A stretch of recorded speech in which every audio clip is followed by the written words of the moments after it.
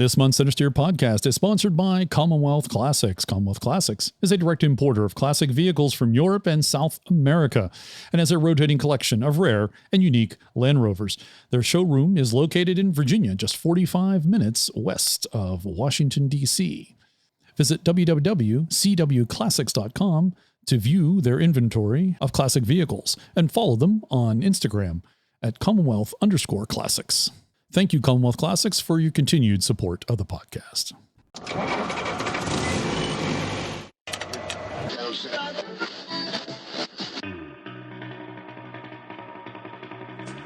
The Centresteer Podcast, a Land Rover podcast by Land Rover owners.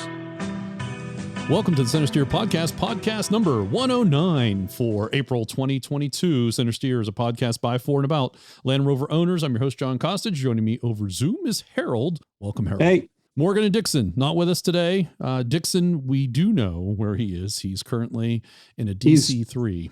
In his Skycreeper, literally. Literally in a Skycreeper, the DC-3. Somewhere over Ohio, I believe. Yes, outside of Dayton, because there's an air base there. He's throwing people out of the aircraft, hoping to hit the tarmac at Wright-Patterson Air Force Base.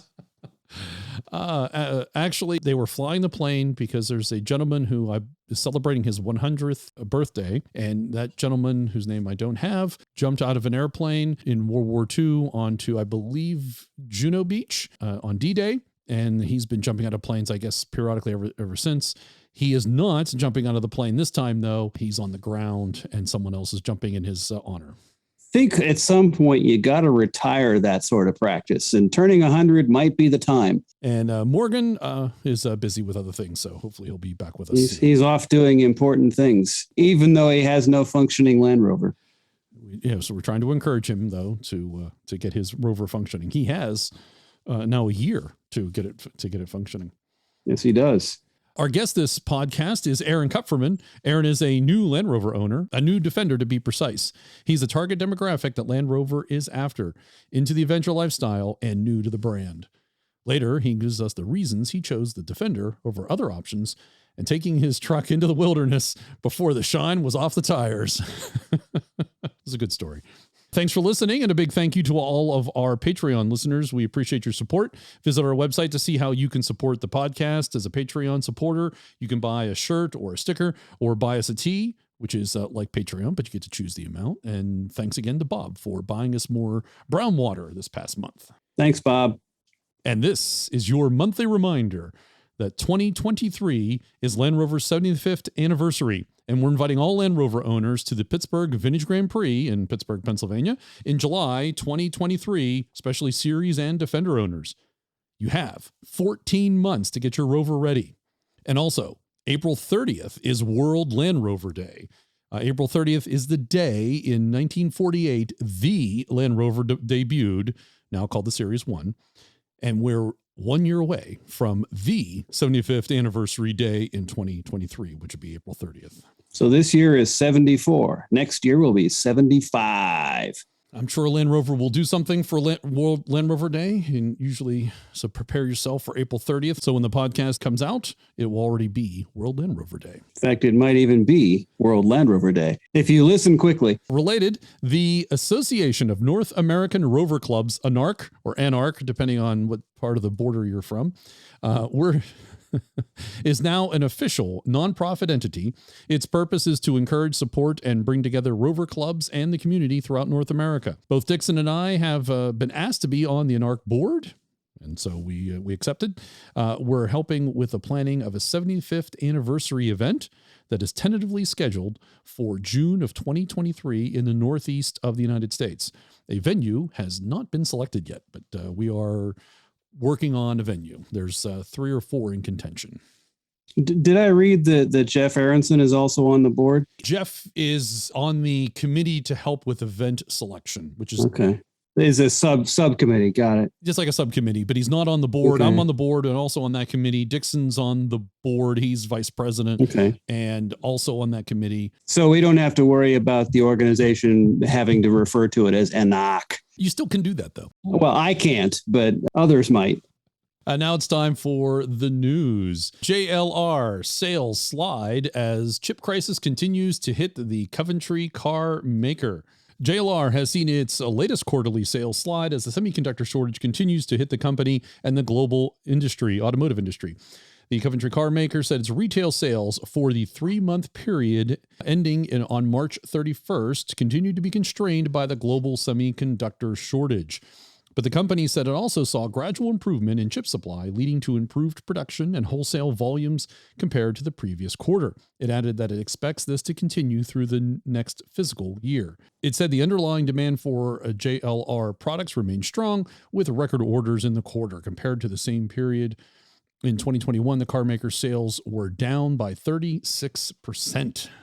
Retail sales for the quarter ending in March 31st of 2022 were 79,008 vehicles, which is down 1% from the previous quarter ending at the end of December.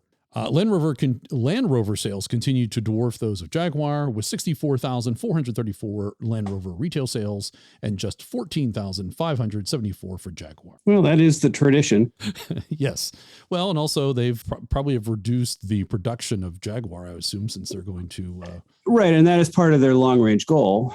Right. But yeah, the Jag has always been a smaller contributor to the sales. Demand for the new Range Rover and Defender are particularly strong, with over 45,000 and 40,000 orders respectively.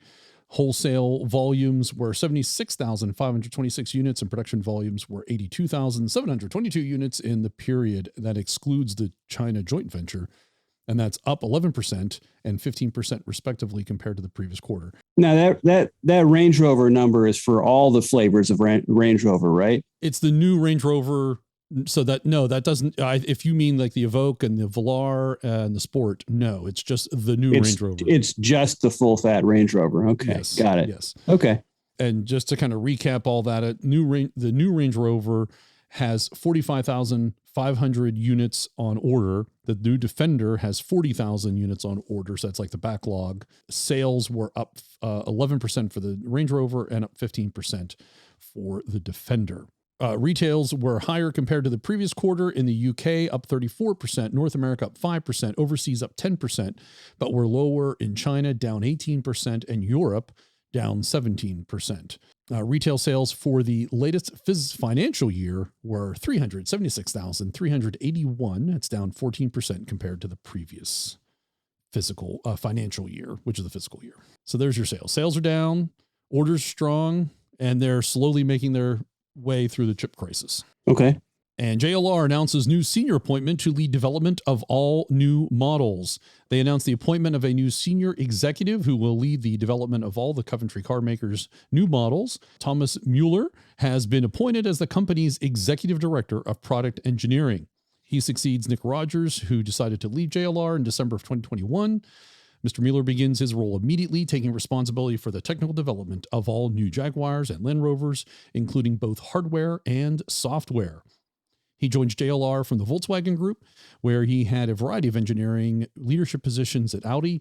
Most recently, he was the executive vice president for research and development and autonomous driving at Volkswagen's automotive software subsidiary. So welcome to Thomas Mueller. I hope I'm saying Mueller correctly. You probably need a little more German accent on it, but I'm pretty sure you're pretty close. And JLR Special Vehicles boss on V8s, EVs for VIPs. Autocar had an interview with Michael Vandersade. He was appointed the managing director of JLR Special Vehicle Operations in 2018.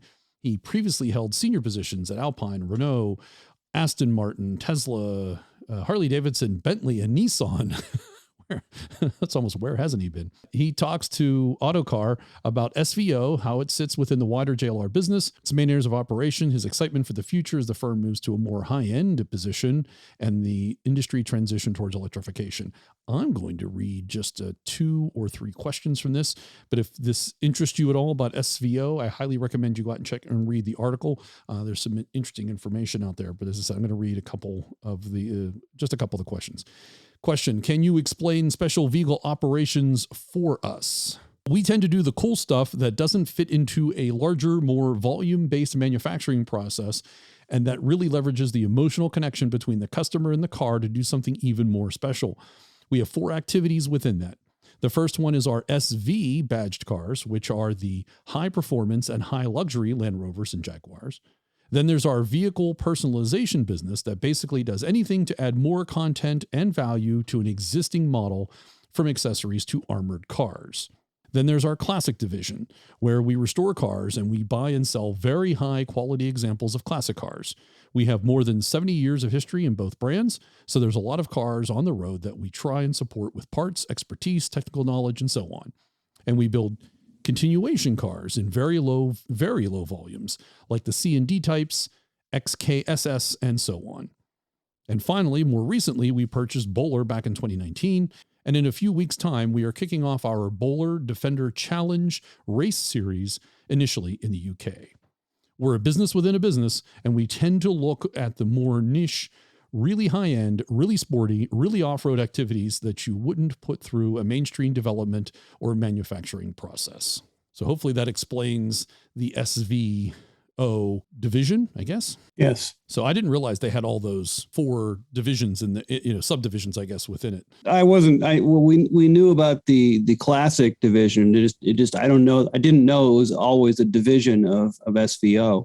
Yeah, I agree. It didn't seem like, I didn't realize it was part of that. I thought it had stuck out maybe on its own. I mean, it could be as simple as just wanting a custom paint color, and it runs through the SVO shop. And as I said, there's a longer article if you want to read more about his thoughts on restoration, resto mods, electrification. But the one I think that's relevant to us is their purchase of a Bowler. So where does Bowler fit in? He says, many of us who have been around the car business have seen, admired, and enjoyed the various exploits of Bowler over the years. It's a very small company. When we acquired it 2 years ago, it was only 23 in a small facility in Derbyshire, but they did fantastic things through their conversions of Defenders. From a capability and brand point of view, they have always punched beyond their weight, but for various reasons, since Drew Bowler, the founder, died 6 years ago, it was never able to scale up. It goes on to talk about Defender Challenge. We focused our efforts on creating a new version of the Defender Challenge. 7 or 8 years ago, Bowler and Land Rover launched the original Defender Challenge with the old Defender. That was a relatively small program, very UK-based, but popular. What we're creating this year with the new Land Rover Defender is an entry-level off-road race program. Our intent really is to rekindle the spirit of grassroots racing, then decide whether they're happy with that or go to more competitive classes higher up in time. Well, it's interesting because Bowler wasn't really a grassroots-friendly organization before, because it was kind of upscale a bit in terms of the kind of competition you wanted to do with the classic Defender. So of course, maybe they're just changing the definition of entry level too. So it's hard to say. I'm sure they want to see how it's all received and then figure out where to go with it from there. My hope is it's maybe a Camel Trophy / G4 replacement, having, a Land Rover specific challenge. Maybe they go around the world and kind of do something similar that they've done. That would be neat. That would be neat. Next, JLR to have emissions by 2030 and go net zero by 2039. So JLR has announced its sustainability targets for 2030, aiming to drastically reduce its greenhouse gas emissions by the end of the decade. The co-joined Gaydon manufacturers have previously declared intentions for Jaguar to go all electric from 2025, with Land Rover to adopt a fully electrified vehicle lineup by 2030. In its latest announcement for its Reimagine strategy, JLR said it will reduce emissions across its operations by 46% compared to 2019 levels by the end of the decade, coming from a cut in average vehicle emissions across its value chain of 54%.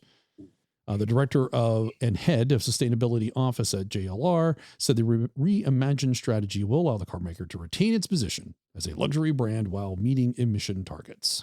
So it sounds like they adjusted their targets a little bit from what I... Yeah, they just sort of backed off their goal a little bit. They're still going to do the same things. It's just going to take them a little longer to get there. And Canada will ban sales of combustion engine passenger cars by 2035. Canada's joined the ranks of countries and states planning to ban sales of combustion engine cars. Canada has outlined an emissions reduction plan that will require all new passenger car sales to be zero emission models by 2035.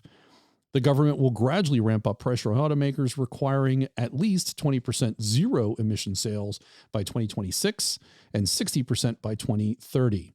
So just to kind of reread that, you're looking at full zero emissions by 2035, 60% by 2030, and then in 2026 they want to have 20%. That's strictly passenger cars, though, not trucks. Correct. The article goes on to address that. Officials didn't say whether this applied to a makes product mix or simply the volume of cars sold. The strategy is more forgiving for the workplace. The Canadian government wanted 35% of total medium and heavy duty vehicle sales to be zero emission by 2035 and 100% of a subset of those machines by 2040.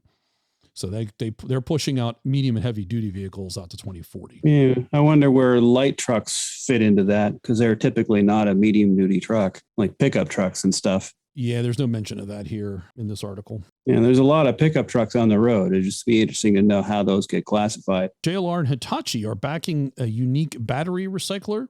Lithium-ion batteries are vital to lower carbon future, but they come with a downside. It requires a lot of energy to produce them, especially with the mining and refining of the metals. The worldwide lithium battery market is expected to grow up to tenfold in the next decade, according to reports by the U.S. Department of Energy.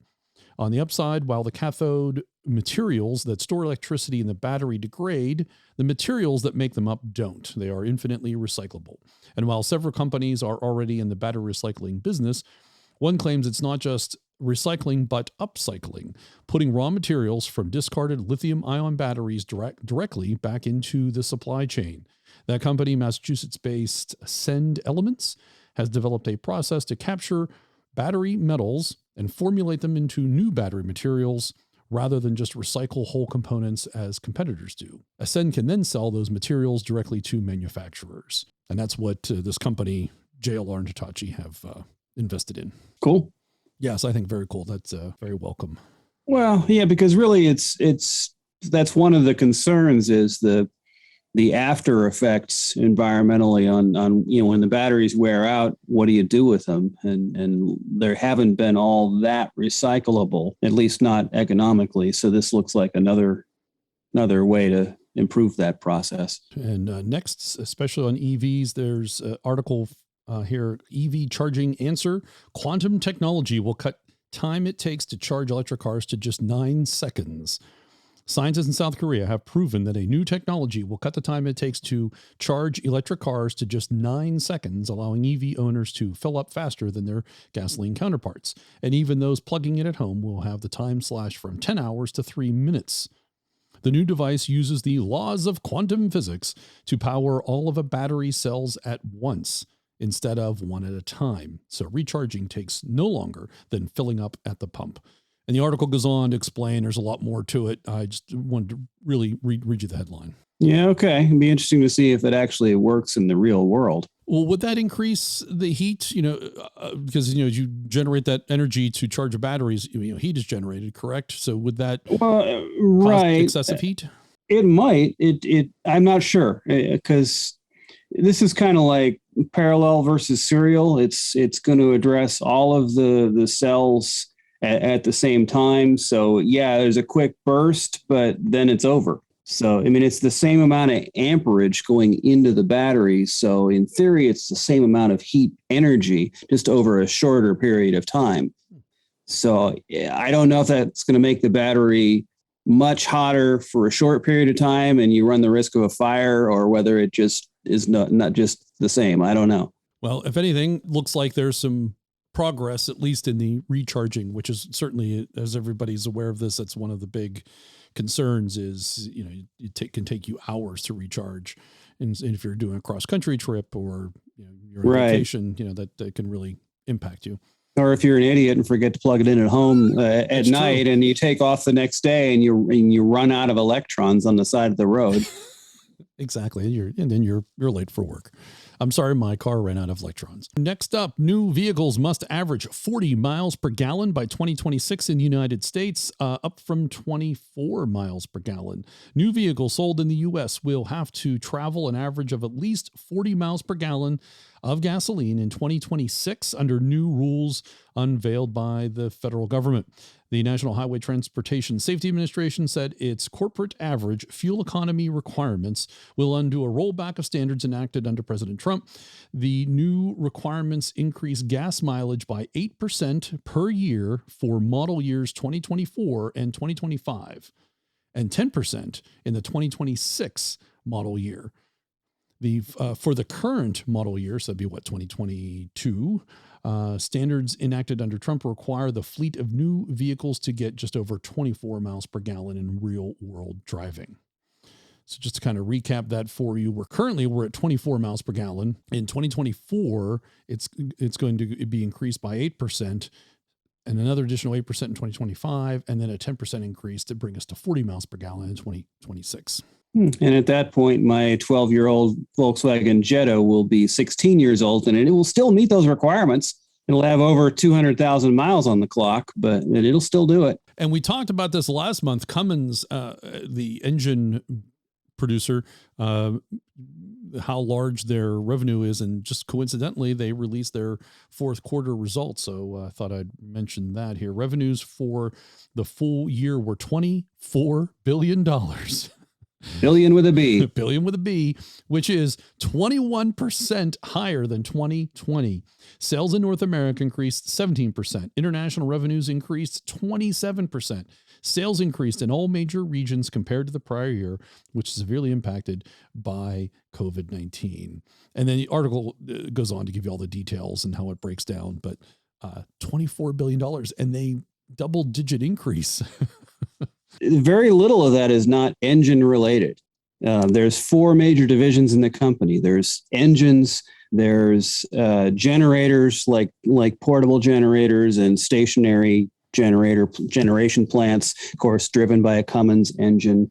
They have a division that sells engine parts and filters and service items. And then their fourth division is seeking out like new technology stuff. That's the only section that's not really engine related. And that's like 1% of that $24 billion. Sales was 34 million for the new power segment.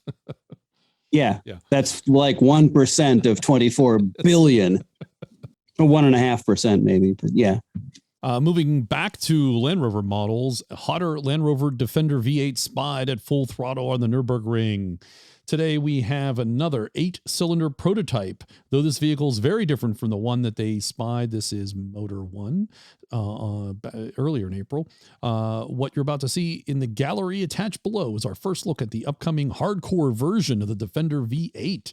We don't know its official name yet, but we know it will feature some performance upgrades. Think of it as a potential competitor to the Mercedes-AMG G63. Some of the most visible tweaks over a standard Defender 110 include the larger wheels and wider wheel arches with additional extensions.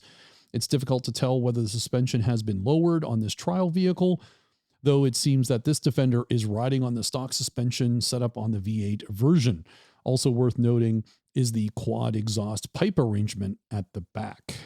And if you look at this article, you'll see it's also sporting a rather aggressive looking camo scheme.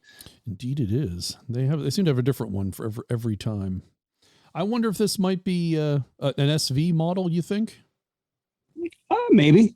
You know, if in line with their high performance, high luxury scheme that they have with the SV. It just depends on how many of them they're planning on selling, whether they consider it a production model or not.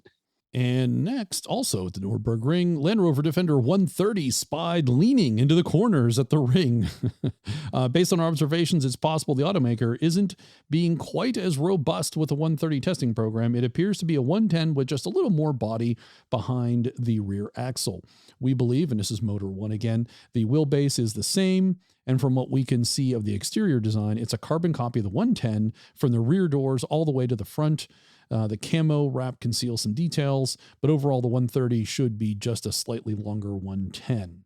Nothing new there. We've discussed that for a couple of years now, actually. Correct. It's yeah, and the notable thing, the reason to actually mention the article, aside from the fact that it was leaning into the corners and on the ring, was, and for those craving a Defender with a pickup bed, we hear the 130 could make that happen. Well, that's the rumors have been circling on that one for a while, so we'll see.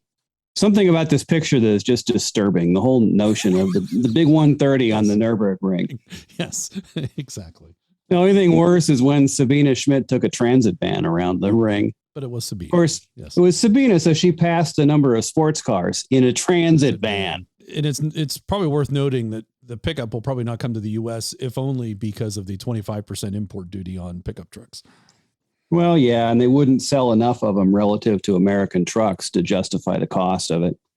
Land Rover redesigned the Range Rover for 2022 model year, and soon the luxury SUV's smaller, more athletic Range Rover Sport sibling will arrive. Land Rover will reveal the redesigned Range Rover Sport on May 10th and has a watery stunt plan to mark the debut. The teaser video below shows us a hint of what's to come. Yeah, they posted on I think Twitter, maybe Facebook, a driver, and there's water. Yeah, so something's coming May 10th. The new Sport will be the second model from Land Rover based on the MLA. That's the modular longitudinal architecture platform that debuted in the new full-size Range Rover. The platform features 81% aluminum in its construction, and a torsional rigidity has seen a 50% improvement over the platform it replaced.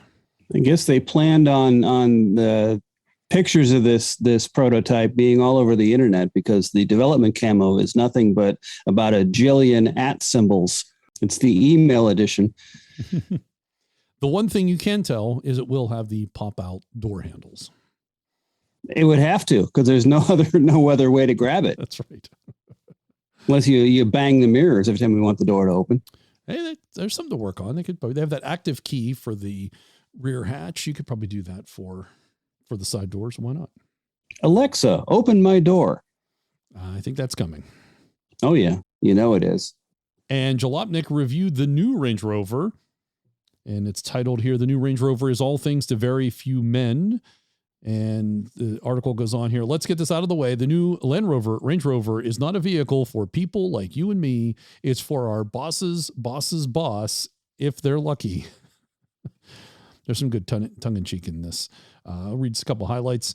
There's a whole bunch of new stuff in the new Range Rover. It doesn't look drastically different from its predecessor, and that's the first time that's happened during a generation change for the modern Range Rover. But under the skin, it's all new. The truck now rides on the new MLA Flex platform. That doesn't really matter to the average consumer, but what does matter is the fact that there are 2 different lengths and 3 different seating configurations. There's the 199-inch short wheelbase, the 207-inch long wheelbase. The long wheelbase also means something totally new for the Big Daddy Range Rover: 7 seats to carry your children and their friends to their, as it says here, rich people's activities. Big changes also come under the hood. Right now, there are 2 ICE engine choices, a 3-liter i6 with a turbocharger, supercharger, and a 48-volt mild hybrid system, and a 4.4-liter BMW Turbo V8. Driving the Range Rover is nothing else like nothing else on the road, and I don't mean that as hyperbole. It's not so much driving as it is sailing. If this car encourages you to drive underhand like you're steering a ship, that's okay. In fact, it's more than okay. So many SUVs these days try to toe the line into sporty. The Range Rover doesn't even bother, and it shouldn't. So that if you want to read about the new Range Rover and some of the other things that goes on with it, you can read Jalopnik's kind of tongue-in-cheek, also in a way, review. And it is north of $100,000, if I'm not mistaken.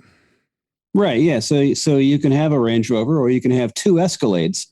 Although I think Escalades are getting up there too in price. Exactly. Yeah. Still my point. Next up, we have 2 videos that you may want to check out. First one is a 2021 Land Rover Discovery R Dynamic S, and this is a night drive. So if you want to see what a Discovery looks like at night, with all the lights and how things light up, inside, outside, walk around, you can check out this 14-minute video. And if you didn't know, you can watch YouTube videos faster than at 1x. There's a little gear. Usually you select the gear and you can change your playtime. I watch many videos at 1.5x, especially these kind. But you can, you can see what a Discovery looks like at night. Spoiler alert, it looks like a Discovery. And the other video, which I think is more interesting, this is a new Defender with adaptive driving beam. That's ADB, adaptive driving beam. And an owner, sounds like they did a software change and turned on the adaptive driving beam. It's an LED matrix headlights. And you can see it in real time at certain conditions have to be set. There's a certain speed. There can't be any overhead road lighting. But if you're kind of in an open road and it's very dark and another vehicle approaches, the lights will automatically dim towards that vehicle. And then as the vehicle passes, the lights will come back on again. Very, very interesting. Nothing new, but sort of a new take on an old idea. Yeah, and with the recent change in the laws here in the U.S., this could come to the U.S. now because they did change the laws. So that might be something we were able to see here, especially with as bright as lights are these days. It can be very helpful. Yeah. Although where we are, Harold, I don't know that it would actually come on or work as much because it's too bright. There's too many, at least based on what I read, understand. Where you live with all those electronic billboards. Oh, yeah, well, yeah. You don't even need headlights. You are correct, sir. It's probably another podcast I should start, but let's not. Yeah. Road bitching with John Kostic. It's Las Vegas here in the 15642. And finally in the news, the best article you'll ever read all month. This will make your day. Freelander, the car that made Land Rover what it is today. And I can only read you the first paragraph because it's behind the paywall. But a quarter of a century ago, Land Rover launched a model that would transform perceptions of what was by then a nearly 50-year-old brand. That car was the Freelander. To this day, its influence on Land Rover has been immense, even though the name no longer exists. It was a right time, right place car that tapped into a sector for off-road styled leisure vehicles that was destined for supersonic growth, taking its parent company from being the darling of farmers and muddy boot city dwellers right into the heartland of suburbia. So in other words, the Freelander brought about the demise of the Defender as we know it. We don't know, Harold, because we can't read the article. Well, but what I'm seeing here, if it's changed the focus of the company to people who live in the suburbs and just want leisure type vehicles. Yeah. Well, I think you need to take your beef up with the owners of the vehicles. It's not the vehicle itself. It's the people that were buying them. Well, if they hadn't built it, they wouldn't have bought it. And if they had stopped purchasing the old Defender, there would have not been a need to change it. Well, okay. There's that. There is that. But I like my story better. The Freelander is the car that destroyed the Defender. This sounds like the makings of a generational continuous battle, the fate of the Freelander in Land Rover world. Okay. And that's the news for April 2022. Happy World Land Rover Day. Knightsbridge Overland seat covers help protect your classic Land Rover, whether you're on the trail or cruising around town. They're the perfect solution for protecting your pristine Land Rover seats or to cover up your well-worn and aged seats. Each seat cover is hand-cut and sewn in the United States for a custom fit that looks like it's straight from the factory. Every seat cover is crafted using durable 600 denier Cordura material. It's waterproof, oil, and dust resistant. Knightsbridge Overland seat covers are designed to be extremely comfortable and help keep you warmer in the winter and cooler in the summer, while providing protection against mud, dirt, grime, and more. Knightsbridge Overland seat covers are available for most classic Land Rovers, including Series, Defender, Discovery, and Range Rover. Select the Knightsbridge Overland seat cover that's right for your Rover. Available in both tactical and non-tactical versions in 4 colors: black, tan, mocha, and gray. Our tactical seat covers include military-grade MOLLE webbing that accommodates pouches, weapons, tools, first aid kits, and more. Non-tactical seat covers feature 3 handy pockets for much-needed extra storage in your Land Rover. Visit knightsbridgeoverland.com and select Steer 10 at checkout for 10% off your Knightsbridge Overland seat cover order. That's knightsbridgeoverland.com and enter Steer 10 for 10% off your order. Protect and enhance your Land Rover seats with Knightsbridge Overland. Didn't you get a set of those for your truck? Indeed, I did. I have. That's how I heard about them. Actually, was Knightsbridge Overland was the existing seats in the Defender. After you did all that fantastic work, the seats were starting to fall apart, and we needed some seat covers. I thought was the best way to handle it, and found the Knightsbridge Overland seats, covered up the front seats, and have had them in there for what's been about a good year now, I think. Fantastic. Yeah. I got the mocha. And nobody has to know that one of the seats doesn't match the others and it's looking a little bit tattered. Yeah, the passenger seat, when we picked up Oxford, the part of the seat got ripped out on the passenger side. So that precipitated us finding a solution, which was the Knightsbridge Overland seats. It was cheaper than reupholstering the seat. And I think it's going forward a better alternative. So welcome our new sponsor, Knightsbridge Overland. And they were nice enough to give you a 10% off your seat cover order. Visit knightsbridgeoverland.com and enter Steer 10, STEER, number 10 for 10% off your order. And now welcome to the Centresteer podcast, all the way from the West Coast in California is Aaron Kupferman. Welcome, Aaron. Thank you for having me. I read your article in Expedition Portal just recently that came out, and you are I think what Land Rover's been pushing for, the new owner of a new Defender, and then you promptly took it out on an overland trip. So I had to have you on. I want to hear all about the story. So welcome. Yeah, I had probably about 200 miles on the clock, and I already took it on the first trip. Within a day after I took delivery of it, I had it over at my tire shop. I put on KO2 tires on there. I kept I got the P300 engine, partially to save myself the 15 grand of upgrading to the P400, but it also lets you have 18-inch tires, wheels, instead of the 19s and up. And so having the 18s, it gave me plenty of sidewall. I was able to swap out for stock sized KO2s. And then I had already purchased my roof rack from FrontRunner. I had it built in the backyard. I had it propped up on chairs, had the layout all arranged. It had all the pieces on there. So within a week, I had the roof rack on. And then a project wrapped up at work, and I had a couple days that were free, and my school had closed. My kids' school had closed for COVID for a week with the post-holiday swell. It just sort of worked out perfectly where I was able to take my kids for 4 days and do the maiden voyage of the Defender. And how long had you owned the new Defender? 2 weeks, maybe. Nice. Just long enough to kit it out, apparently. Right, exactly. This is breaking the engine in the right way, right? What is the break-in on the new Defender? They told me 1,000 miles, don't floor it, and okay, sure, I'm taking it easy, but Did they say don't take it off-road in that time? No, I didn't say anything about that. I think it's mostly engine RPM. Don't do the Rubicon or Moab or something, but right.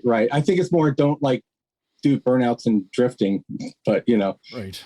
Or the Baja 1000 or something. King of the Hammers. Yeah. Yeah, there you go. Yeah. Well, and so I have a turtleback trailer as well that I've had. That was an early COVID purchase as a way to get the family out and doing longer trips. I ordered it with the tow package, so I was able to hook right up to it and just towed it like there's nothing back there. It's about 2,200 pounds full with 40 gallons of water in it, and it was great. Well, it's supposed to tow, 8,201 pound? I figured I was easily within the range with the turtleback. Yeah. Yes. No, it worked great. I didn't use the advanced tow assist because I've just gotten, good at backing up a trailer. Yeah. I guess I trust myself more, but Well, if you know what you're doing, you kind of don't need the new toys. Right. Exactly. So you're out in the middle of the Mojave, but how did that happen? Let's go back and find out, why did you choose a new Defender? This is actually the 9th vehicle that I've owned.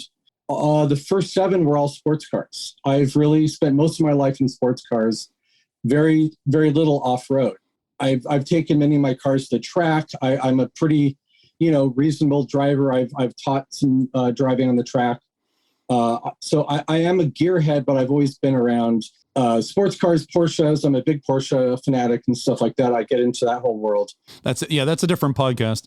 That is a totally different podcast. But when I had my first son, I really needed more than a 2-seater sports car. So I went, well, let's look at going the complete opposite direction.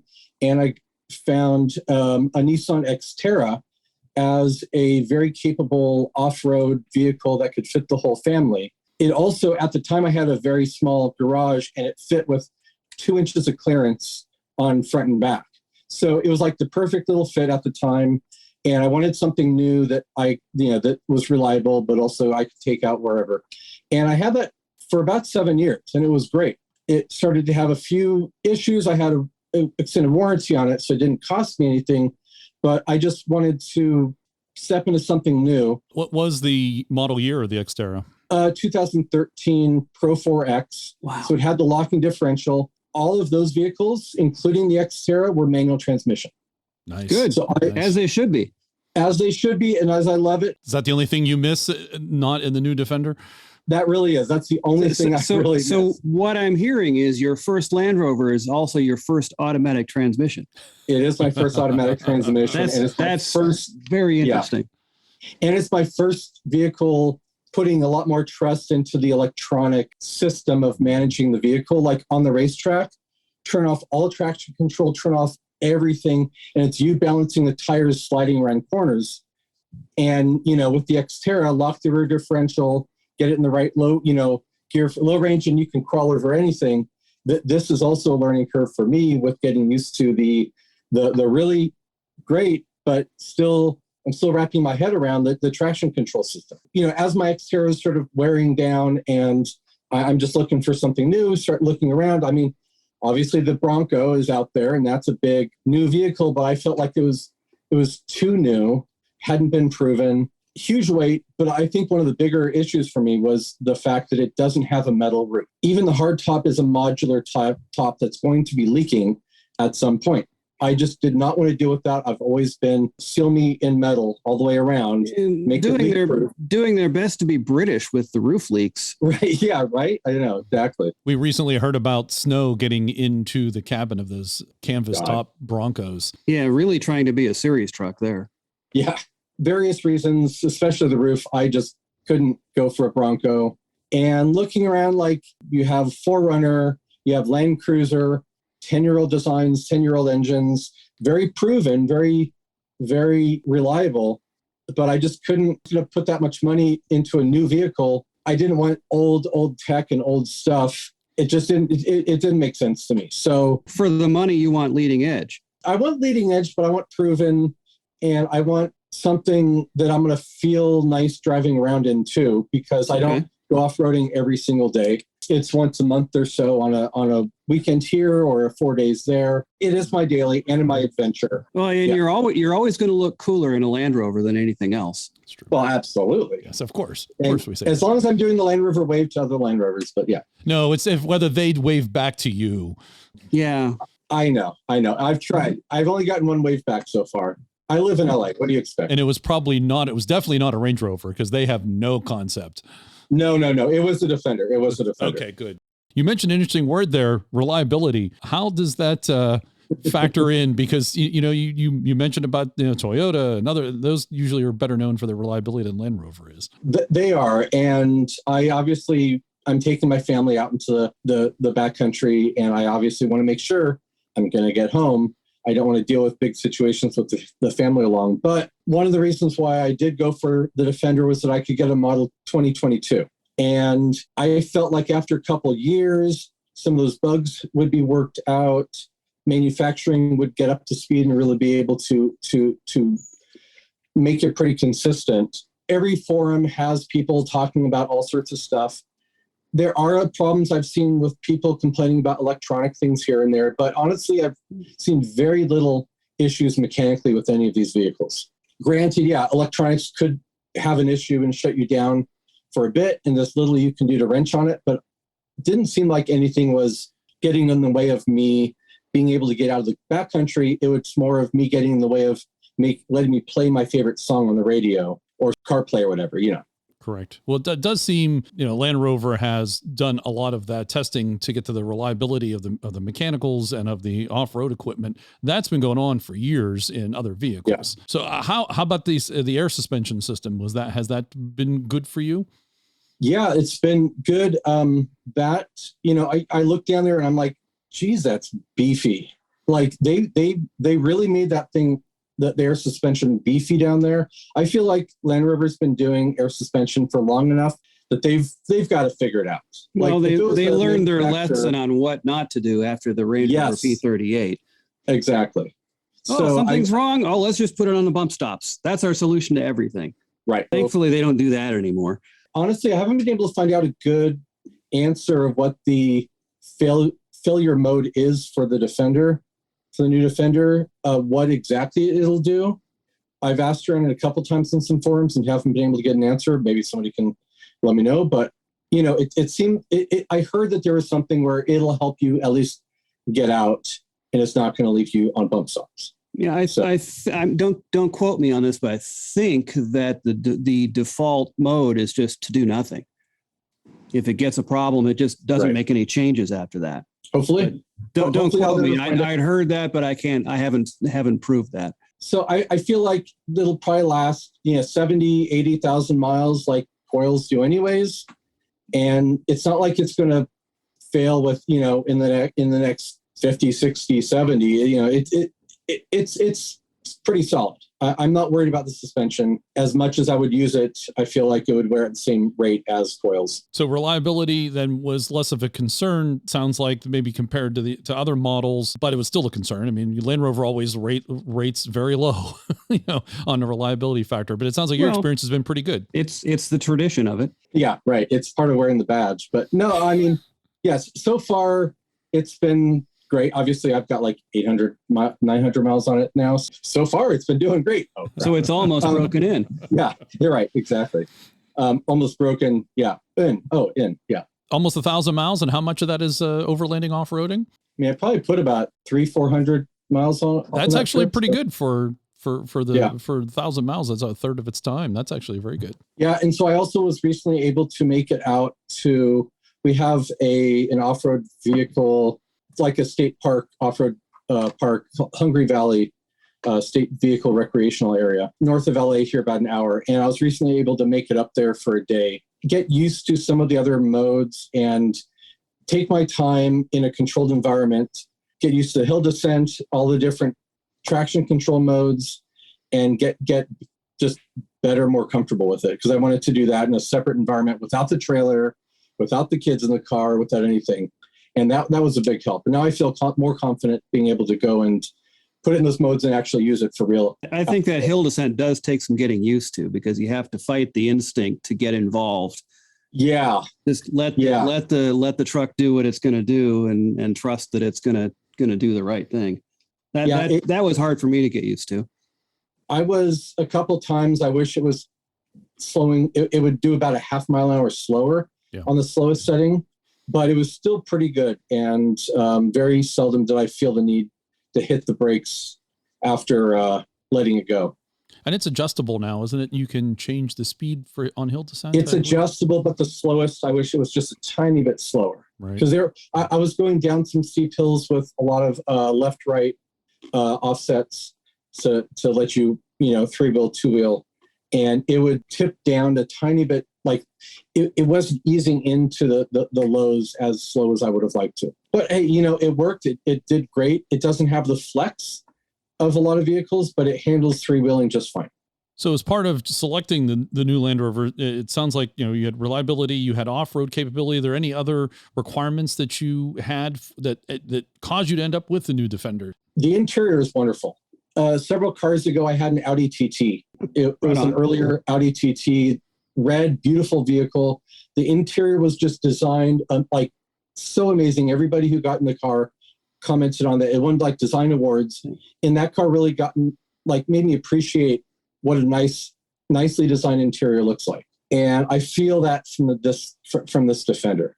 I have a couple of issues with a few things, but that's more usability, like the design and the layout. Like that works great. I wish it had a manual switch to switch between the different off-road modes that had each of those set at a different point on the dial. Oh, they used to.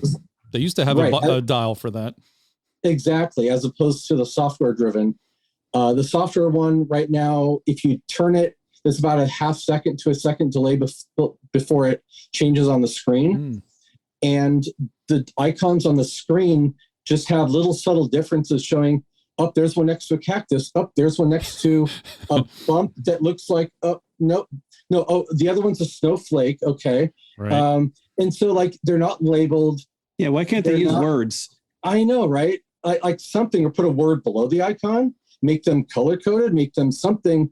And so I have to like switch, look, wait. Okay. This one's a sand and gravel. Okay. That one looks like, so it's still taking me a while to get up to the point of being fluent with like, I'm approaching sand. I'm going to slow down, put it in sand mode before I get there. And now it can do its thing. And if not mistaken, it doesn't tell you, you have to select the mode to find out the details of what it's going to do. You can't say what does this icon do? So you have to select it to find out what it'll do in case you're unsure of a situation. You might like to do a little bit of research, like, well, should I do sand now or should I do something else? Sounds like you have to select that mode and then find out if it's appropriate or not. I mean, I'm within the first 1,000 miles of owning the vehicle. I'm sure over time I'm going to get to just know them really well. Right. I saw somebody published a chart that was from one of the driving experience schools that really broke down exactly what each mode did. And I'm tempted to like print it out and make a little quick reference card in my center console or something. You put it on the visor. Put it on the visor. Put it on the visor. You pull the visor. There you go. I have a couple things there on mine, like the height of my vehicle. I have a little tag just so I know. Yeah. I have it on so just in case you're going under a bridge somewhere through a creek. You need to know the height of your covered. We have a number of covered bridges here in Western Pennsylvania. You wouldn't want to get stuck on those. Yeah. This would be the advantage of going to the off-highway park and just trying out the different modes and see what they do and get comfortable with how your truck feels in those modes. And then that helps you to select the right one later. Yeah, having all of that in a controlled environment, like that's why I really enjoyed going to this park the other day. I didn't find any super deep sand. I have Max Tracks on the truck. I don't have a winch.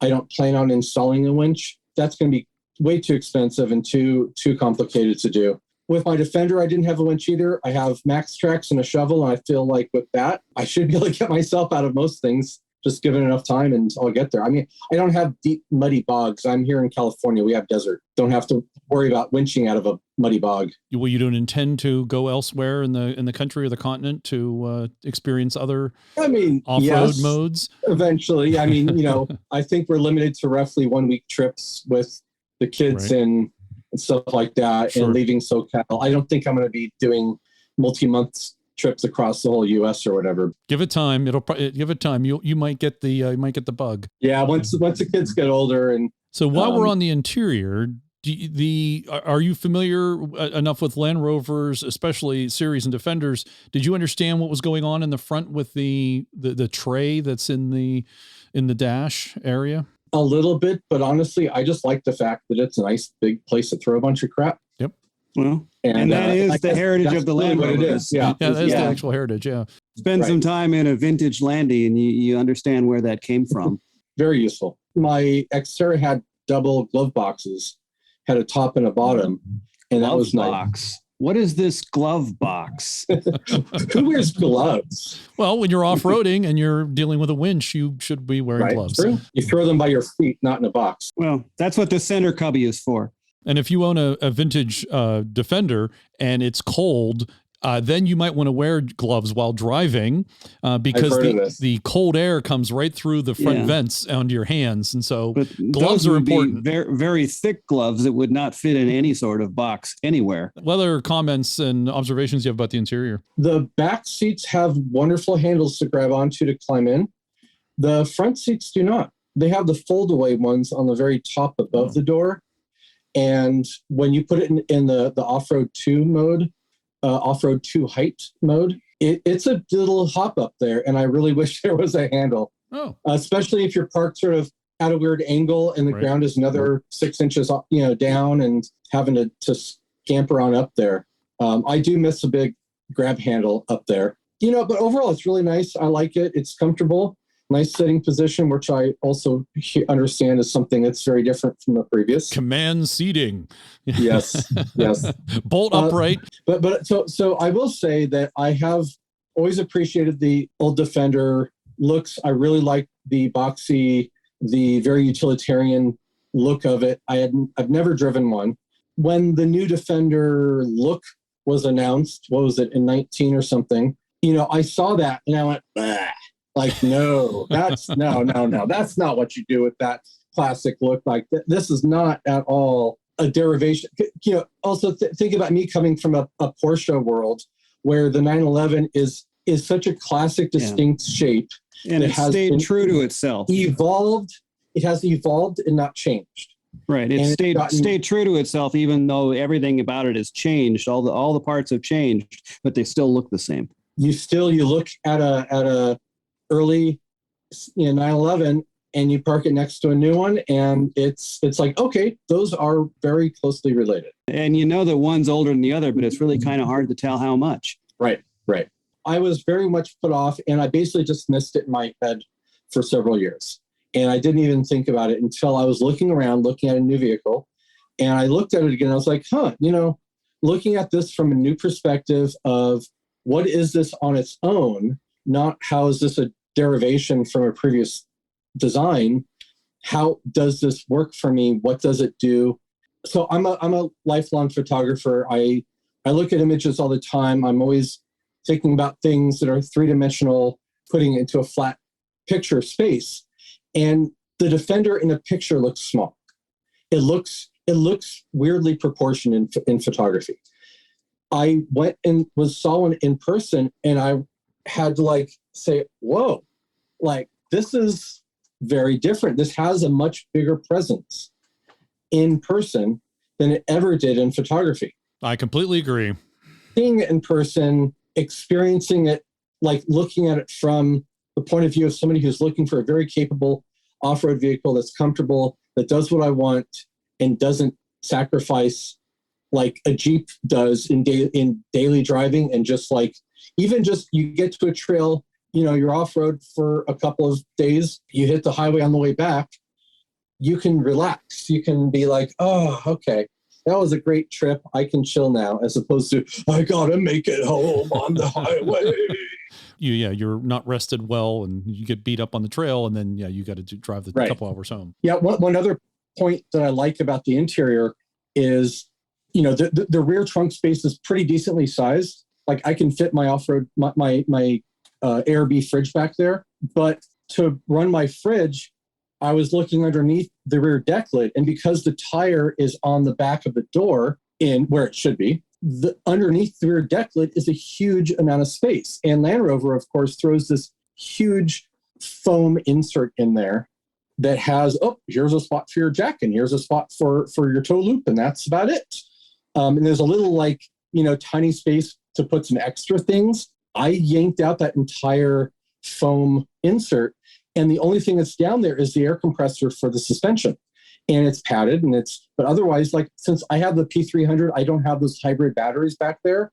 I have gobs of space. So I have a Goal Zero 1400 Yeti. Yeah. So that fits down there completely. The space is so deep, I can set that down there. Wow. I put a blanket under it, and there was places to strap it down so it doesn't move.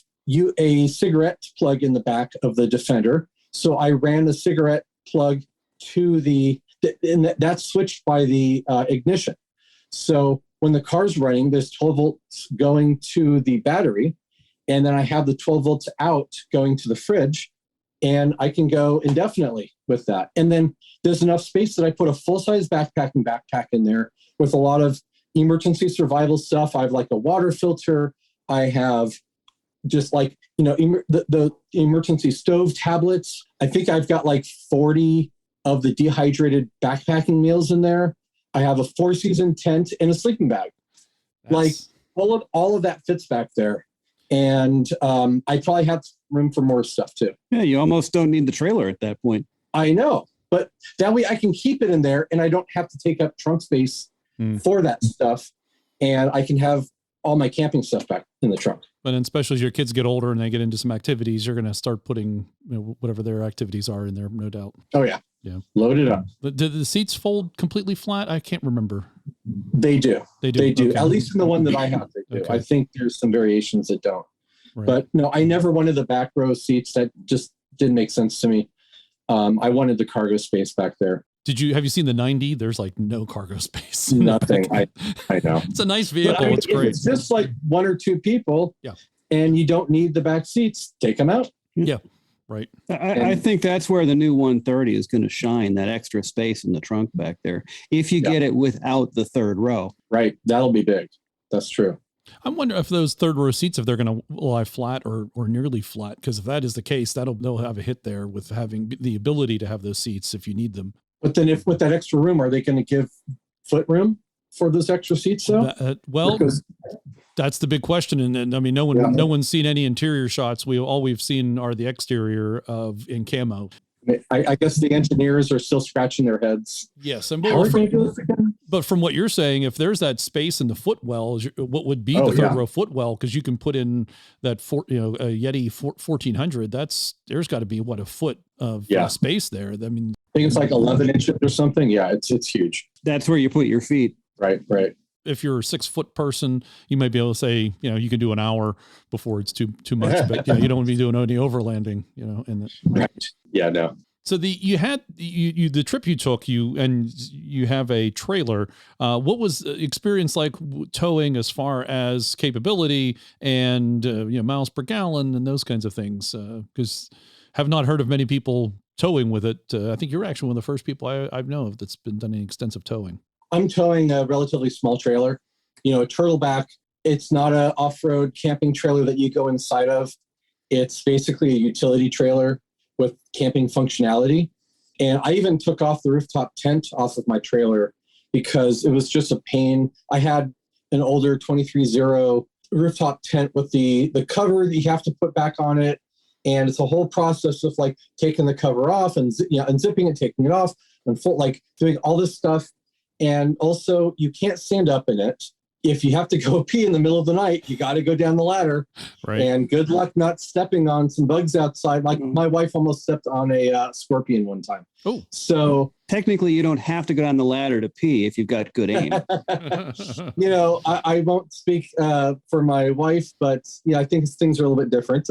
Yes. I ditched the rooftop tent. I bought a spring bar 10 by 14 foot canvas tent it's super easy to set up and you can walk around, your kids run around in there and it's huge. We even had a cold night with the wind and I set up the table and chairs in there and ate dinner inside the tent. I've modified the trailer a little bit. Most people have the rooftop tent on there. It's a pretty minimal trailer, pretty minimal weight, 2,200 pounds. And it tows great. I mean, I barely notice it. I don't even use I bought the Red Arc brake controller. I still haven't hooked it up because I don't feel like I never had the brake controller on my Xterra towing the Turtleback. It's just such a great trailer to tow and it's lightweight. I've never needed it. I think I'll still hook it up here at some point, but I think it would benefit you in just increased life of the brakes on the Defender by not putting that extra load into it. Sure. I don't think it's enough that would make a big difference handling wise, but I think just in terms of a little extra peace of mind and panic stops and, like I said, extending the life of the brakes is right. There were a few times going down some stuff that I felt like it would have been nice to have that override button of just hitting the button on the controller and just hitting brakes on the trailer and getting that weight off of you for a second so you can handle something through some terrain. Overall it was great. I did end up in sand once on this trip where I did a turn to check out a campsite and I didn't realize that half of the campsite was super deep sand. So I went to do a little U-turn to head out of the campsite. And it was like, whoa, what's this? And I got all the way into it. And I thought, I thought I could keep going forward out of it.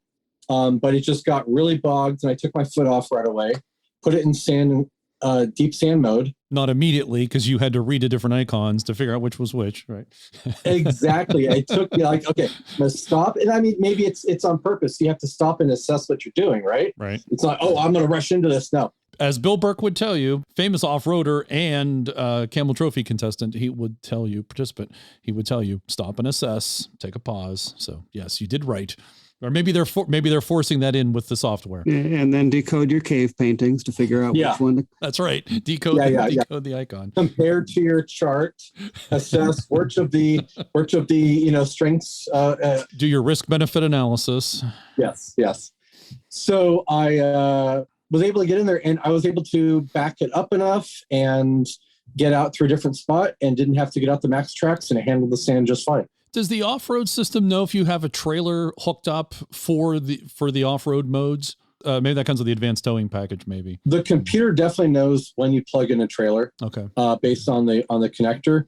I don't know if it takes that into account with the off-road stuff. I don't think so.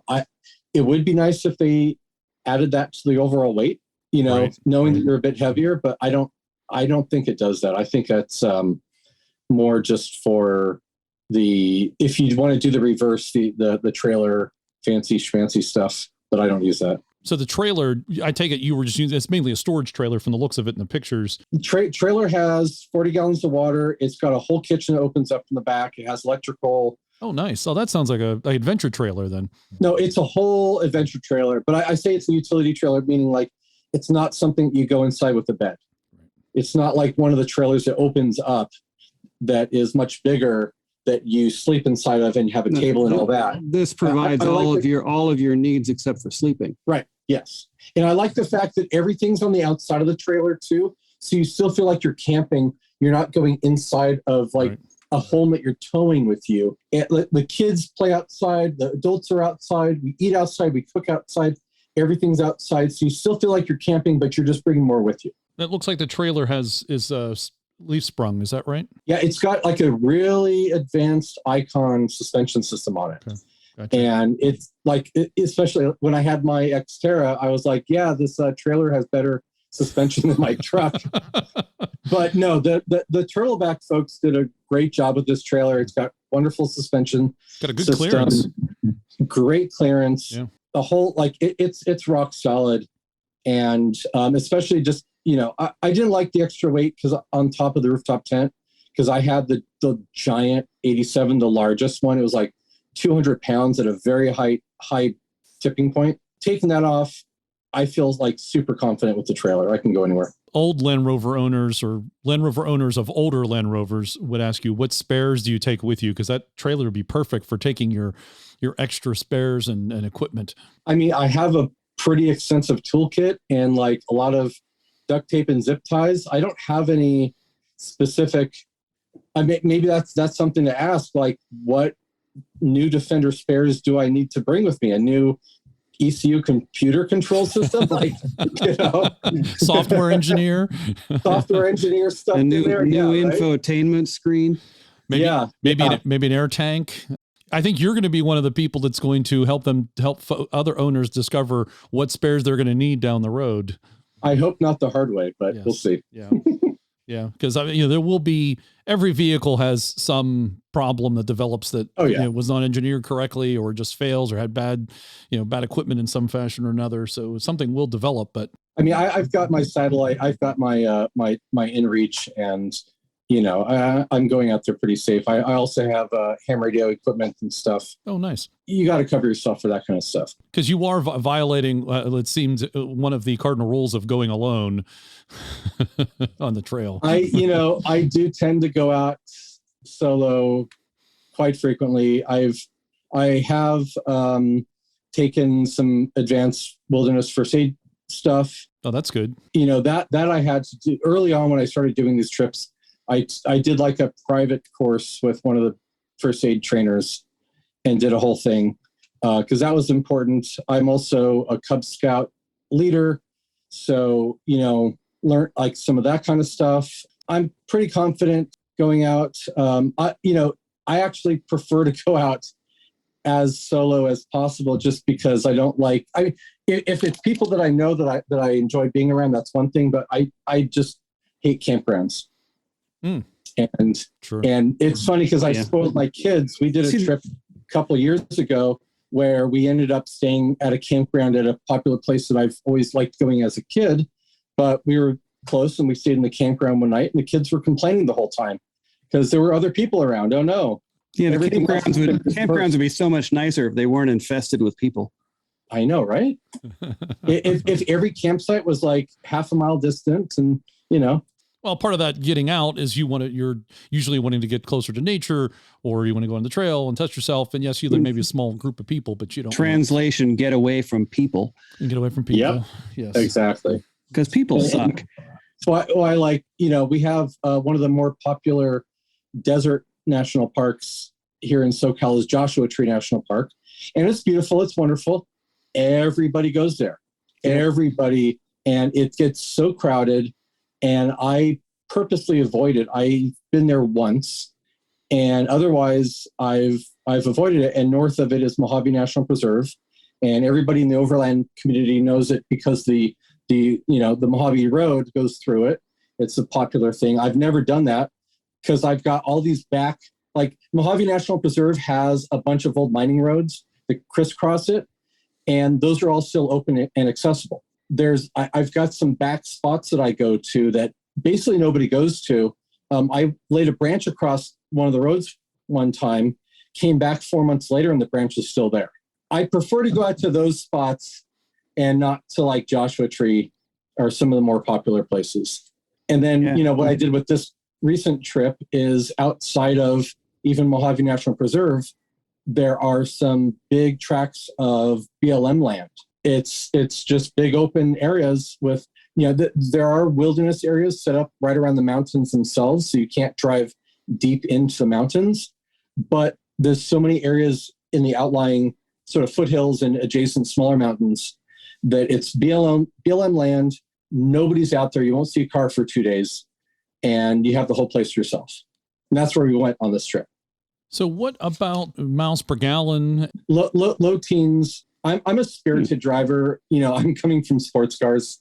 I don't sort of tootle around town even, or, I obviously, if I'm on the highway towing a trailer, I chill out. But like, even that, it's still low teens and nothing amazing, but that's why I've got 2 5-gallon Jerry's on top of the truck. And I've got another 5-gallon on the back of the trailer just in case.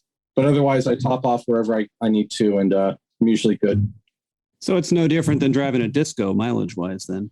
But what's interesting is it is a small displacement engine, but it's turbocharged. When I was driving my Audi TT, which is turbocharged, I got used to turbo lag and the fact that it needs to build up a little bit of boost before Stretch that the power rubber comes band. up.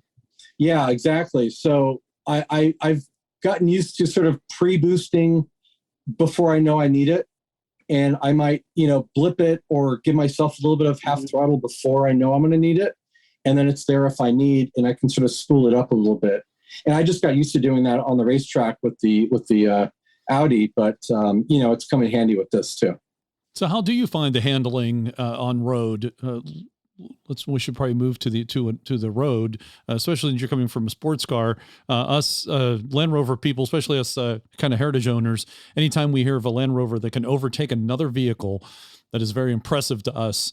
So I'm curious about your experience on road handling, overtaking other vehicles. What's that like? Yeah, I mean, I do have the smallest engine available here in the US, the P300, but it does have a little bit of get up, and it's really all I need. So it's funny because my car in between after the Audi TT was a BMW Z4 M Coupe in red. Only 200 were ever made in red. It's basically like the M3 engine shoehorned into the Z4. I love that car. It was crazy fast and crazy fun. Bought my Xterra, but I still had the Beamer for another couple weeks. So I was driving, sort of switching back and forth every other day between the two vehicles, leaving one at work and switching. Getting back and forth between those vehicles was like night and day crazy, especially with like the clutch, the grab, the super tight grab on the Beamer going to the really forgiving Xterra. So I think what happened is I got a very different like feeling in my head of I'm driving an SUV. This is very much not a sports car. I'm never going to expect it to be a sports car. It's never going to be sporty. I'll still drive this thing around town and sort of not throw it, but, move through traffic a little bit, or I might throw it around a turn and sort of get a feeling for how fast I can take it without it tipping over. Like I have a good sense of handling of vehicles, but I don't expect them to handle like a sports car. And I've sort of flipped the switch of like, it's not supposed to be. And it is weird, like for me to see, the Defenders being sold with 20, 21 inch wheels and, sort of like basically right. like street, almost like racing tires that have no traction on them, put a big V8 in there. And I'm sure it's a fun car. That's not what it was designed for, but most people aren't going to take them off-road. So Land Rover does have to err on the side of being capable on road. Off-road on those vehicles is the mall parking lot. Right. It's getting over the median to get past the line to get into the mall parking lots. Yes. Just driving over the median saying, I'm going to cut this line and I'm going to, that's my off-roading for the year. Okay. And that goes with the Range Rover. Range Rover is really much in that situation where, I mean, I suspect it's probably 1% of Range Rovers, especially within the first, say 15, 20 years of their existence, would ever see anything more than gravel. Right. Even the Discovery was that way too, which is why I had so many of them come in with non-functional center diff lock because they never got used and they would just sit there and seize up. But you sort of also have to look at it like the car company has to go upmarket to sell the vehicles, to get the money to be able to design the vehicle that can do what you want to do. They're never going to be able to sell a vehicle that's only really good at going off-road. They're never going to be able to sell it at the quantity that they need to then be able to design that vehicle or the next one. They have to make something that's good for the general populace. The general populace is not going off-road, and that's fine. And they have the variations that are more suited for those folks who are not going off-road, and that's great. And those vehicles are good for what they do. They're comfortable, fun to drive around. They look great. And you can put it in access height to be low to the ground and looking cool with your 21s. I wish I could drive around off-road too all the time, but no, not really. Do you see older Land Rovers in your part of the Southern California, and do they acknowledge you? There's a guy up the street from me that has an LR3, and it's tastefully tweaked, not crazy off-roady overlandy, but like he's got a couple things on it that looks like he actually does take it off out, but like I haven't seen it. Like I was so looking forward to getting my Defender and then being able to run into him on the street and say, hey. I have to pause you to say it's funny because Harold and I, when I asked about old, Land Rovers, do they acknowledge you? And you said an LR3. For us, that's new. Yeah, that don't count. Yeah. No, there is a 90s 110 that's parked around the block for me. There you go. See, that counts. There you go. No, that does. It's a nice white 110. They all were. Of course it's white. And again, though, it's not like I've been able to run into the owner and stuff like that. So, I have actually within. So you haven't gotten the green oval bug and stopped other Land Rovers on the side of the road or anything and talked to them? Maybe give me a little bit more time. Okay. All right. I think everybody, I'll do it in parking lots. It's just working from home and just taking the kids to and from. I'm not getting to and from school. I'm not getting like out to lots of places these days. My wife jumps out at red lights and runs up and knocks on the window. She does. Yes. Yeah. That's great. Yes. Just to hand out a Centresteer card, by the way. But yeah. Thank you, Linda. So are you going to send me a pack of cards then to pass out? Is that what this is all about? Absolutely. Absolutely. We can do that for you. Of course. Absolutely. Guests of the Centresteer program receive a wonderful gift bag of stickers. Hey. Yeah, that's it. Well, thank you very much. We'll start that. That'll be a new thing. We can start that up. Yeah. Well, actually, my article on Expedition Portal several people read it who have Defenders in SoCal, and they reached out to me. And March 13th here, this podcast will be out after this date, but coming up in a couple of weeks, we're going to have a little get together of some SoCal Defender owners. Excellent. At a local coffee shop, and just start your own club.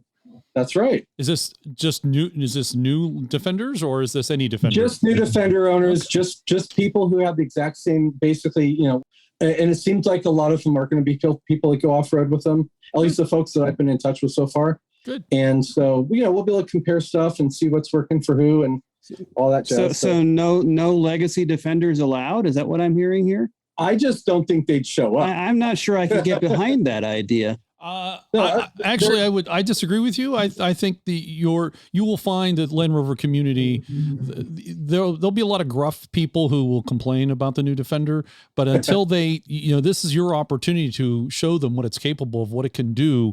And here's the thing that they will never talk about, but I swear it's in the back of their head when they see this. How comfortable it is that, and the fact that you're not hitting your shoulder against the window when you're going around a bend, and your right foot doesn't get wet, and your hands don't get cold in the wintertime when you're driving. Interior matters, I'm telling you. The new Defender actually does go fast. Yes, just something that breaks tradition. There is a Southern California Land Rover club. There's usually a club somewhere near you. So there is a SoCal Rover club. There is. Yes. I've been looking at that, and I'm going to see about going to one of the things. But this was more a matter of, in my area on the west side here of LA, there happened to be a few folks that were new Defender owners, and we just all wanted to see each other's rides and talk shop about that stuff. So that's absolutely fantastic and full support. And we also, and a friend of the show is actually Rovator is in Southern California. I forget what city, but he's an older Land Rover, an owner of older Land Rovers. There we go. You calling him old? No. He's probably about I think he's my age. So, okay. Yes. So yes, he's old. So fair enough. Yeah. It's a state of mind. Age is a state of mind, just like time. We'll have to make sure we send you a sticker before this get together so you can show up and your truck will look cool. Oh, true. Because it'll have Centresteer sticker on it. Hey. Does that go on top of the Land Rover logo, right? Oh, you can put it anywhere you so choose, sir. Yes. I was just excited that we were able to get the Centresteer sticker on Oxford, and it's still on there, although it was scraped off once and it was put back on. But if you know what to look for, when Land Rover had the 70th anniversary and they had Oxford on stage, and you could see I could make out the Centresteer logo sticker if you knew where to look. It wasn't clear, but I knew where to look. I saw it. So I was very excited by that. There you go. You screenshotted that and printed it? And yes, absolutely. Absolutely. Yes. Yeah, I should put it on the wall right up there. Yes. Yeah. And then when Oxford was here in country, we made sure it got a fresh sticker and there you go. And they're still on there. At least the last I saw from Australia, the stickers are still there. So has this given you any interest in older Land Rovers? Oh, absolutely. I mean, I've always had an interest. I've loved watching everything I could on the old trophy stuff. Those are just great videos. I was at Overland Expo last year, and I was able to talk to some of the folks there from 7P, right? 7P. They were running the off-road course, and some of them were older trophy contestant runners. 7P Overland, yes. Yep. Yeah, 7P folks. So they had an old trophy disco there that was pretty cool, and just lots of fun stuff to see. And I do definitely appreciate them. I don't have the room or the money for another vehicle on top of this one. I don't see myself getting like a driveway full of green ovals. Well, but, if you sell off a Porsche, you'll have the money to do it. Oh yeah, all those Porsches I've got sitting around. I'll work on selling this. Sell one vintage Porsche, you can have a whole fleet of Land Rovers. Oh man, you could. Absolutely. Those things are going up. Ridiculous. So you mentioned in your expedition portal that you had ideas for tweaks and changes to the setup. Is there any? I think you probably mentioned a couple while we were talking, but is there anything additional that you didn't already talk about? One thing that I did that I really liked, that I was able to finally make this work. I have on top of the truck, I have two of the Zarga's aluminum boxes on the rack, and one of them I have I bought the ARB single compressor. That came in that plastic toolbox, and that toolbox was just deteriorating. It's just junk. I drilled out the rivets, mounted it on vibration dampeners inside the aluminum box. And I rigged up, I bought battery cables, jumper cables, go all the way down, reach to the front so I can pop the hood, clamp them on, and I have my air up top. And I don't have to, and I also keep my tire repair stuff in there, my deflation stuff and all that. So that's like one of the boxes on the top is my tire box, and the other is my other recovery box. And so getting that all set up on the trip, I didn't quite have it all worked out, but I finally, like after the trip and seeing what worked, what didn't, I was able to get everything long enough and working right. Maybe I see a day where I run electric up to the rack and I put lights and I have permanent power going to the pump, but just being able to pop open the box, run battery cables down to the open hood, air up. I mean, that was great. It worked out wonderfully. I did it on this recent trip to the off-road park. Other stuff was just, I want to figure out a solid way to mount an iPad in the center there in a way that it's going to work for where I want it. There is a mount that's sold that sort of presses between the top and bottom spreader bar, but that's not really the place that I want. It doesn't seem that sturdy either. So, I work in the movie industry, and I went to a grip house where they have all the clamps and all the different arms and things that are used on movie sets. And I bought a whole bunch of that stuff, and I've been able to rig a super solid way to mount an iPad in there using all like movie grip related gear. And that's like really thick aluminum, like super solid stuff. So yeah, that stuff's like RAM mounts on steroids. Oh yeah, just bulletproof. It's like, I mean, they use it for crazy stuff on set. So it's like, yeah, it can handle a little off-road vibration. What's the use case for the iPad? GPS? Yeah, just having a Gaia GPS up all the time, being able to have it on the iPad, have it up and out, so I can switch between layers and track, but also just like, I usually pre-plan out all my routes. It's funny because I love old maps. I love paper maps, but I've really also, maybe it's similar to me embracing the new Defender. I love some of the more high-tech ways to research where you're going.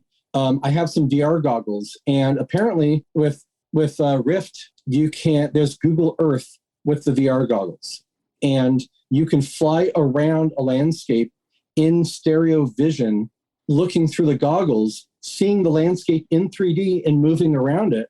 And I've found and mapped out some really cool trips just in that.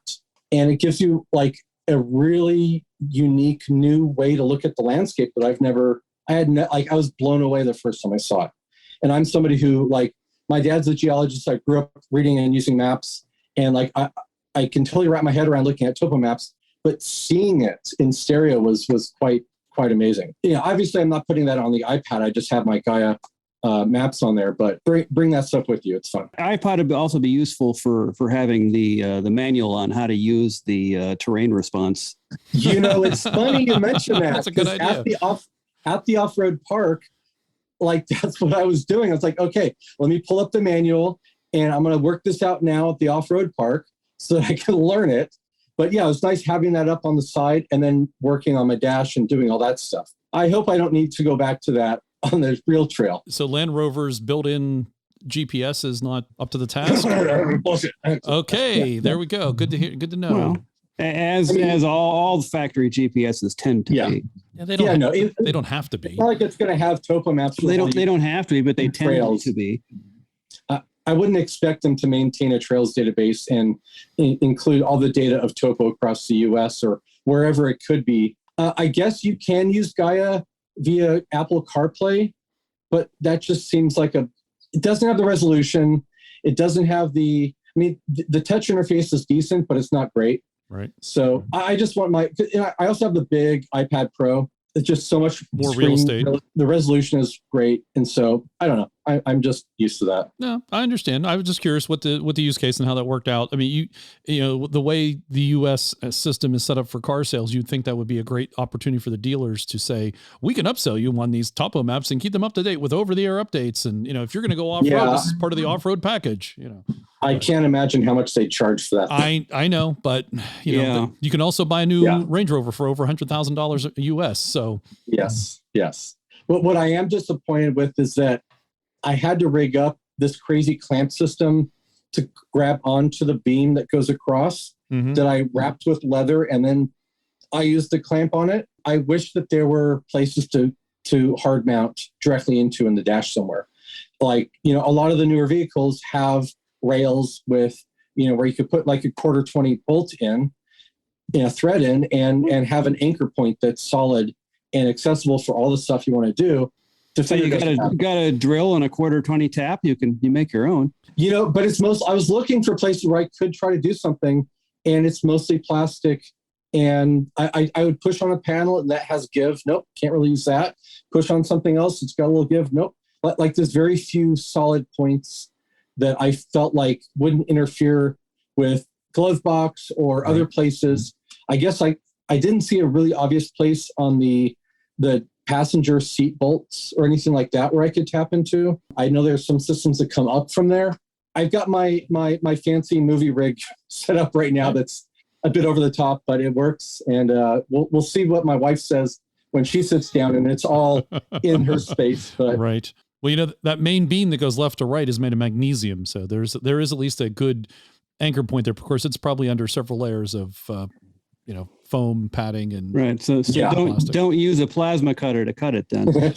Yes. Be mindful. Yeah. So you mentioned that you're in the movie industry. So, and you're wearing your Spider-Man Into the Spider-Verse shirt. So yes. Is there any connection with Land Rovers and being in the movie? What exactly do you do in the movie industry, and what's any connection with Land Rovers? No connection with Land Rovers. No, I do computer visual effects for movies and TV. That's basically you're in technology. You know, I use technology to deceive people visually. Oh, very nice. You're in disinformation. Yes, it's disinformation for the narrative of the story. There you go. We're in the same field. See, I'm in information security, and that's basically the same thing. Right. Yeah, no, we manipulate people's minds and thoughts, and you know, during the duration of the TV show or the movie, we're screwing with you because you know, you might think that the actor's actually holding an iPhone looking at a movie on it when it's just a blank iPhone, and we put what's on the screen. I figured that. I figured that's the case, because you can kind of tell sometimes that you know, they're not. You can tell, but. Well, it's also because of the way LED works. You can't film LED. Doesn't it give off that, because it gives off a different, it's not synced in the same. No, you can sync it up. You can sync it up, and there are ways to do that so that it doesn't flicker and all. Right. A lot of times they're able to use a practical phone on set. You know, like I worked on the Space Force season 2 recently, which you know, Steve Carell, it's basically, you know, The Office at NASA. I supervised the visual effects for that, and you know, half the time there was real stuff on the screen, half the time there wasn't, and you watch it and you don't know the difference. Like we have it down pretty well now. It's most of the stuff we did was invisible visual effects, stuff that you would never notice. You wouldn't even think that. Invisible visual effects. Yes. You're gonna have to explain. I don't know what that means. That means we you know, you see like, ooh, this is magical with big sparkles, and like, you know, this person's levitating, and then they warp into a new dimension. Like I worked on Avengers Infinity War, like, you know, Thanos, like, you know, that Thanos is not real. That's visual effects creating that. But the invisible stuff is all the stuff that you wouldn't ever know that they did, where it's anything from like filming against a green screen and putting in the background and doing it in a way that you would never ever know that they didn't have the actor on location. Some of the stuff for Space Force, some of the actors were only on set for 2 days in Los Angeles when they filmed for 2 months up in Vancouver. And they couldn't get the actors up, and various reasons they filmed those actors separately, but they're in the same room talking to each other. So we were able to go and do a lot of stuff to meld those together. So there's no visual thought that there's a disconnect there.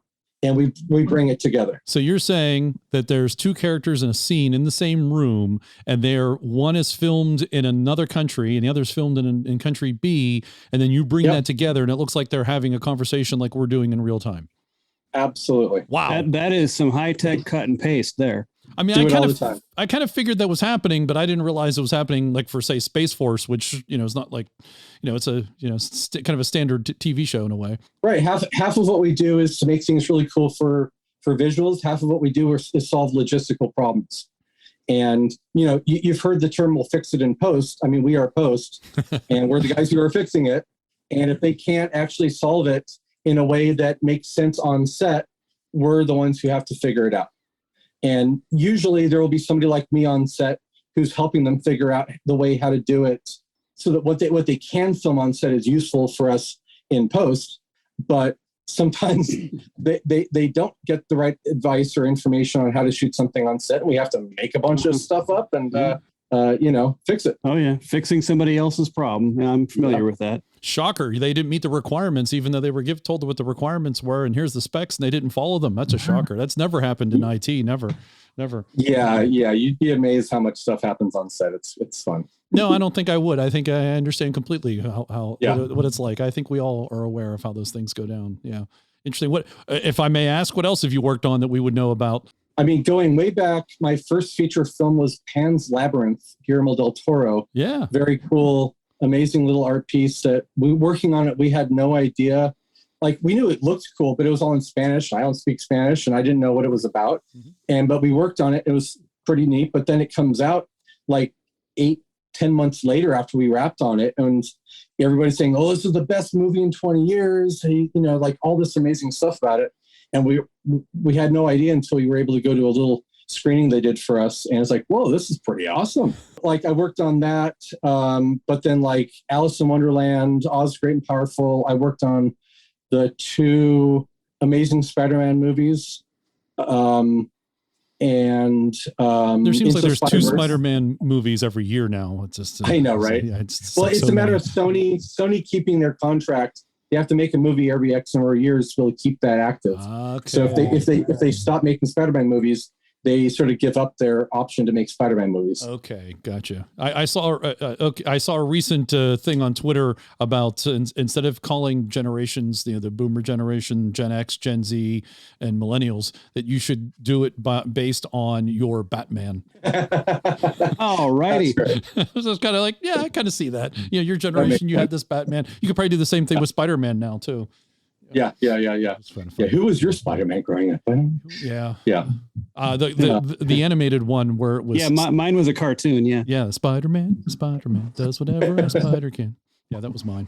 But yeah, then I got lucky and I was able to work on Into the Spider-Verse for the last 2 months of the show. I missed the cutoff to get my name in the credits by about a week or two, unfortunately, because out of all the movies that I've worked on, like, that's the one I'd want my kids to be able to point out to their friends. There's my dad's name. There's my dad's name. Right.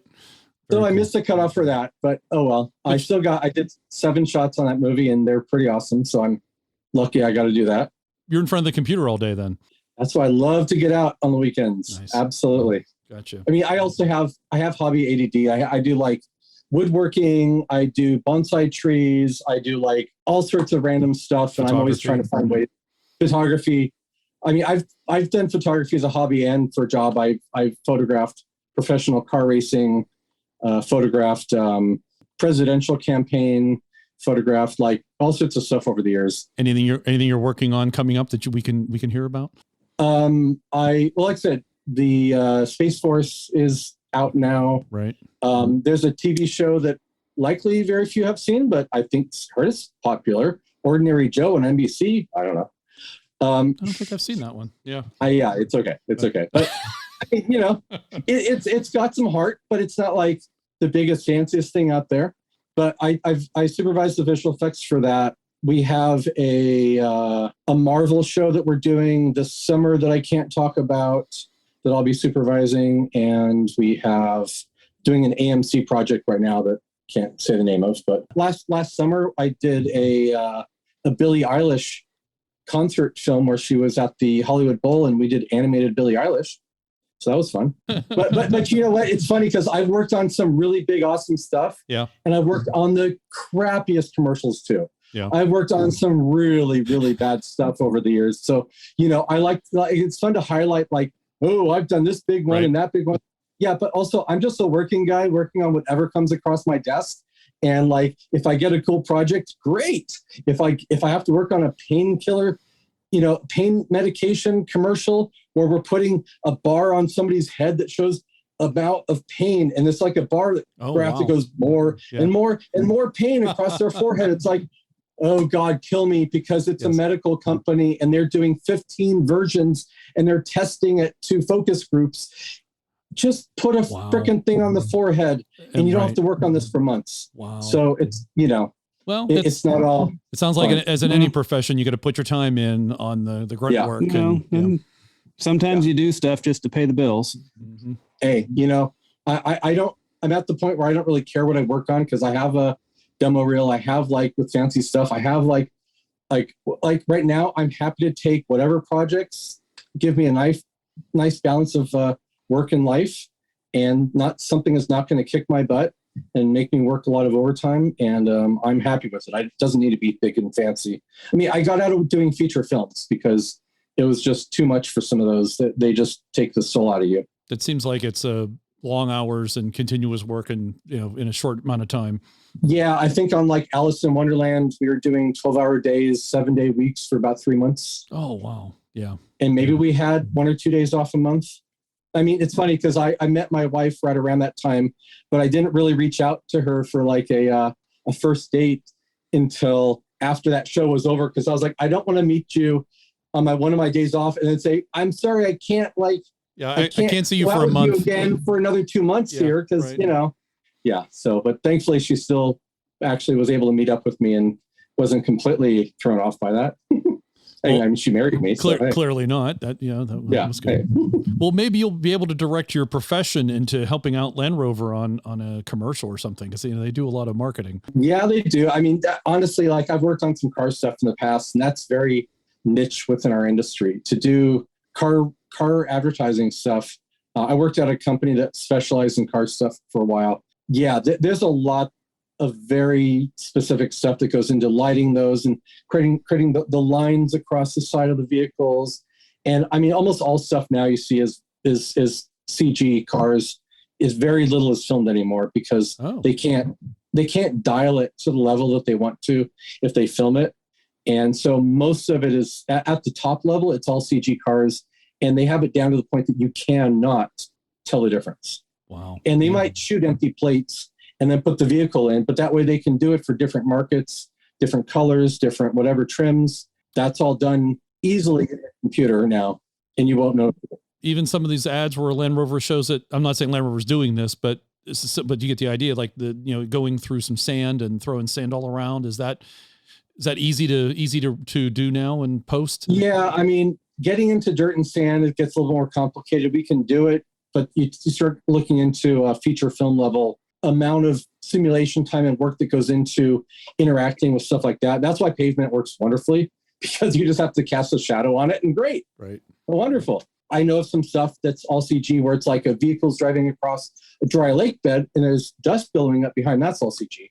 But otherwise, I mean, I think off-roading is probably more live action, but you'd be surprised. You'd be surprised. I always assumed that a lot of those commercials that they were taking out things in the background, because I figured there's other cars on the road, or even if they could close the road, there's still going to be, a building that's on fire, or, that's been falling down. They don't want to show anything bad in the shot. Yeah, no, that's a great point. Because I mean, there's definitely stuff where we'll do like a nice, clean, beautiful background plate, and then you put it in a car.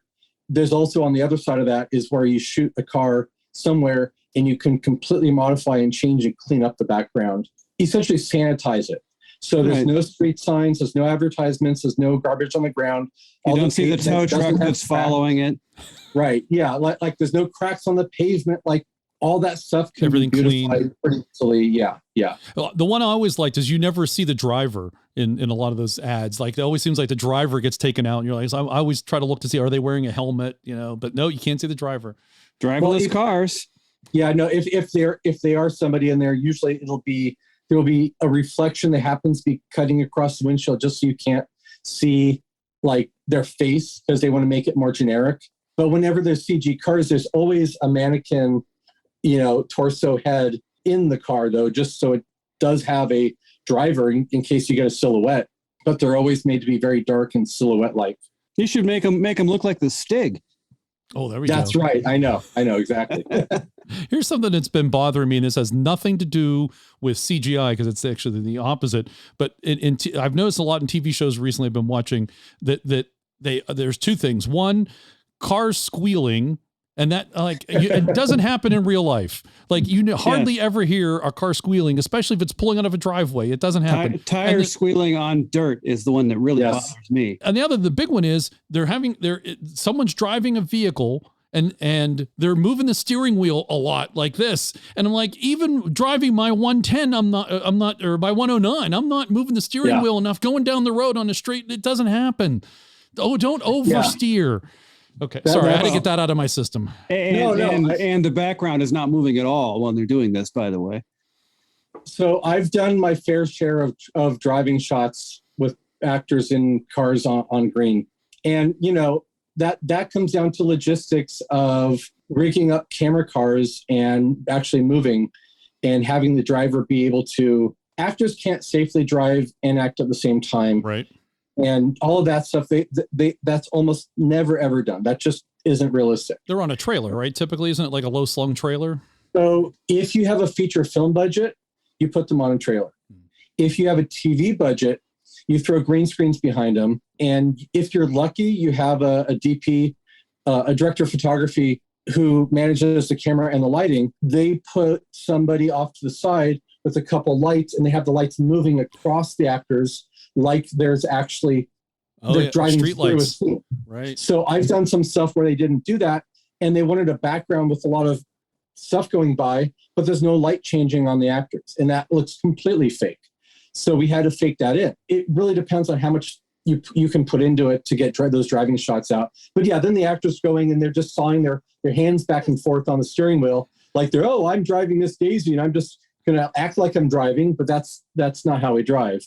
On your other point, I was watching a show that you would never think would have this. I was watching The Amazing Race, and there was a scene where like a car pulls in front of the contestants who are running, and they put in the most fake tire screech sound, just to like amp up the drama. And I'm like, oh God. Yes. And I even turned to my kids. I'm like, do you guys hear that? Like, yeah. I was like, that was a completely fake sound. I'm like, oh yeah. Oh, that did sound a little funny. Like, yeah, but it makes you go, oh no, they almost got hit. No, they didn't. Yes. Yeah. Why do reality shows need a Foley artist? Well, for the reason he mentioned, to amp up the drama, because it's all about making the drama. It was a rhetorical question. I don't see why they need. It's just, but no show is reality.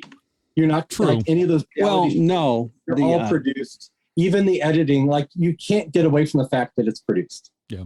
Any show, even something that is actually trying to honestly be reality, you're still editing, leaving out some stuff and including some. You're making editorial decisions. I mean, like maybe a hobbyist Land Rover podcast maybe would be. You could be cutting out what I'm saying right now because you don't like what I'm saying, and nobody will ever hear this. That's your creative call. I think that this will stay in. This part will stay in. Yes. Thank you. I'm relieved. You can add it to your reel. Yeah. Oh, good. Well, Aaron, I have a final Land Rover question for you before we let you go. Have you named your Defender? What is your stance on naming Defenders or naming cars? I've thought about this, and I think so. I have not yet named my Defender. My Defender is sort of that green with the white roof. Very nice looking car, by the way. Is that Pangea green? I think. Yeah, Pangea green. And I had to do the white roof. I couldn't not. It was $1,000 more. But it's the tradition of it. It has to. Yeah. No, that was important to me. A friend just recently bought a green Audi, and he already named his the Frog. So I was like, I don't know if I want to go for a frog thing. I think what I'm gonna have to do is leave it up to my kids, and I'll do a naming contest and let them make maybe 5 or 10 names up, but then I get the final say. So Bodie McBoatface won't work. It would be Car E. Kari McCarface. Like anything, it's like E at the end. Like my son has his owl, and it's Owly.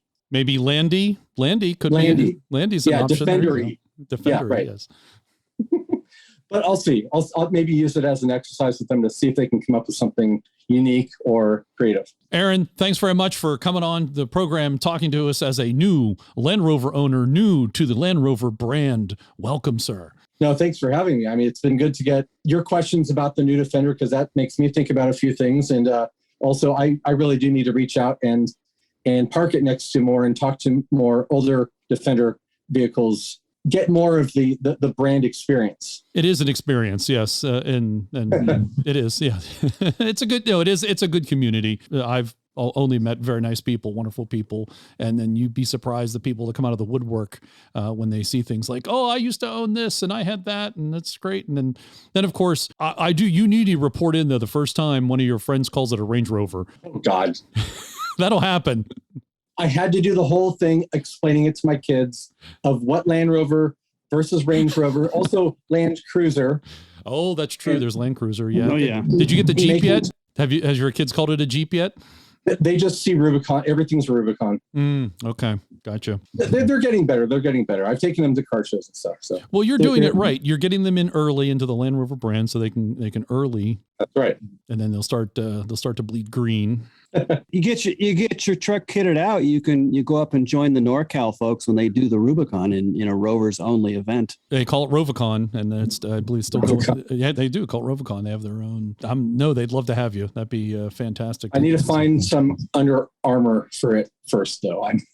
They don't make that. I need to find that. There are companies out there that'll do that for you, especially here on the East Coast. And pack some spare CV joints because that seems to be what everybody goes through on that trail. Yeah. You get yourself to Moab and Colorado, and Bill Burke is there. He's an off-road enthusiast. Anyway, he has his own company that to teach people how to properly go into the outback, so to speak, and recover and all that. Yeah, we've got some big trips planned for this coming year, so it'll be fun with the trailer. Excellent. How far are you going to get out in your trips? What's your plans? I have family. My brother's in Colorado, so it's probably going to be see how much time we can spend out there and how much time we spend on the way there and back. So listeners, if you see a Pangea green D110 with a white roof and it's got a tow and a trailer, make sure you wave to him. He is a Land Rover owner. Big roof rack, jerry cans on top. And with a huge grin on his face, apparently. I'll wave back if you're in a Defender. Good. Well, you should wave to any other Land Rover that waves at you. I should. Yes, we all should. So you can find Aaron on Instagram at Imager993, and his website is aaronkupferman.com. We'll have links, of course, in the show notes. In addition to that, we will have a link to your Expedition Portal article, which gave rise to you coming on the program, which I want to thank you very much, Aaron, for talking to us today and sharing your new Defender knowledge and information. Thanks for having me. We hope you enjoyed show number 109, which is a special number in Land Rover world. Hopefully you know what the 109 is all about. One of my favorites. Absolutely. Thanks to Harold for joining us today. Harold, appreciate it. Yeah, no problem. And hopefully we'll have Dixon and Morgan back next month. And also thanks to our guest this month, Aaron Kupferman, for telling us about the new demographic that Land Rover's after. And also thanks to the One True Packs for his continued production support. And visit our website, Centresteer.com, to listen to previous shows and for show notes, which have links to stories discussed in today's podcast, and also links to Aaron's Instagram account, which you'll want to check out. If you're listening to the podcast on our website, download a podcast app and subscribe so you can have the podcast delivered to you automatically. We post a new podcast at the end of every month. You can connect with us on YouTube, Facebook, Twitter, Instagram, email, and voicemail. You can directly support the show at patreon.com/Centresteer. You can also buy us a t-shirt, sticker, or a tea/brown water. Click on store on the menu of our webpage for those details. And in honor of Land Rover's 75th anniversary, you are invited to bring your Land Rover, specifically Series and Defender owners, Range Rovers, Discoveries, and Freelanders are also welcome to the Pittsburgh Vintage Grand Prix in 2023. You have 14 months to prepare your Rover. Or buy another one. You have plenty of time. Might you get it in time if you put your order in for a new Defender now? Well, I wouldn't say a new one. I mean, you got plenty of time to buy another used one out there, or 2 or 3 used ones. And the more old Rovers you have, the more chance that one of them will get you to the Grand Prix. Thank you for listening. We'd love to hear from you and what you're up to in your Land Rover. Click on voicemail on the website, let us know, or send us an email. Until next time, I ask you to share the show with one other Land Rover enthusiast.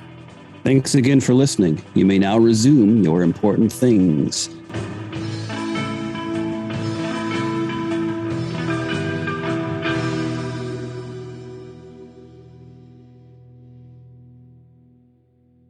I use technology to deceive people visually.